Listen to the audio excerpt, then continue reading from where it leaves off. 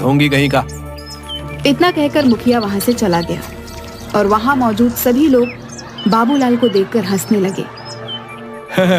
अब तुझे पता चलेगा बाबूलाल कि तूने मुखिया का और मेरा बहुत नुकसान करवाया है। शायद तू जानता नहीं था कि जो मैं छोले भटूरे का ठेला लगाता था ना, इसमें मुखिया का ही पैसा मिला हुआ था। मुखिया अपना नुकसान का एक एक पैसा तुझसे वसूल लेगा। तेरे सर पर चप्पल ना पड़वा दी तो फिर कहना। नरेश सही कह रहा बाबूलाल, तू तो बड़ी मुसीबत में फंस गया भाई। अब 3 दिन में पैसे कहां से ला कर देगा? बाबूलाल ने उन दोनों की बात का कोई जवाब नहीं दिया। वह चुपचाप खड़ा रहा।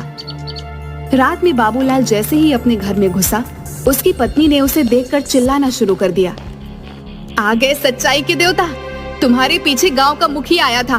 तुम्हें पता है कितना जलील करके गया है, मुझे और तुम्हें कितनी गालियां देकर गया है।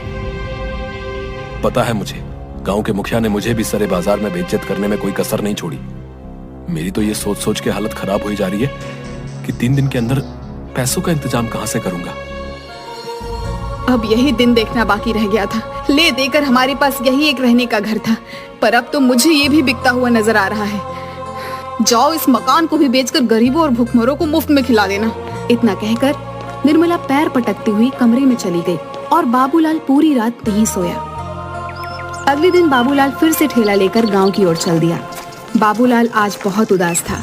वह अपना ठेला एक बरगद के पेड़ के पास खड़ा करके रोने लगा। हे भगवान, मैंने सुना था कि तू हमेशा दयालु लोगों की मदद करता है। मैंने तो गरीबों को मुफ्त में छोले भटूरे खिलाकर पुण्य का काम किया था, और इसके बदले मुझे क्या मिला? गांव का मुखिया सरेआम मेरी बेइज्जती करके चला गया। अगर 3 दिन के अंदर मैंने सीताराम और मोहनलाल के पैसे नहीं दिए तो बीच पंचायत में मुखिया मुझे चप्पल पड़वाएगा। मेरी क्या इज्जत रह जाएगी। अब मैं किसी भी गरीब को मुफ्त में नहीं खिलाऊंगा। मुझे माफ कर देना भगवान, मेरे पास इसके अलावा और कोई चारा नहीं। कुछ देर बाद बाबूलाल गांव में जाकर ठेला लेकर आ गया, मगर आज उसने किसी को मुफ्त में नहीं खिलाया। कुछ देर बाद एक बूढ़े पति पत्नी उसके पास आकर खड़े हो गए। हमने सुना है बेटा कि तुम गरीबों को मुफ्त में खिलाते हो। हम पति पत्नी 3 दिन से भूखे हैं। भूख से हमारी हालत खराब है। क्या तुम हम दोनों को छोले भटूरे खिला सकते हो?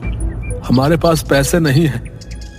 माफ करो बाबा, आज मैं किसी को मुफ्त में नहीं खिला रहा।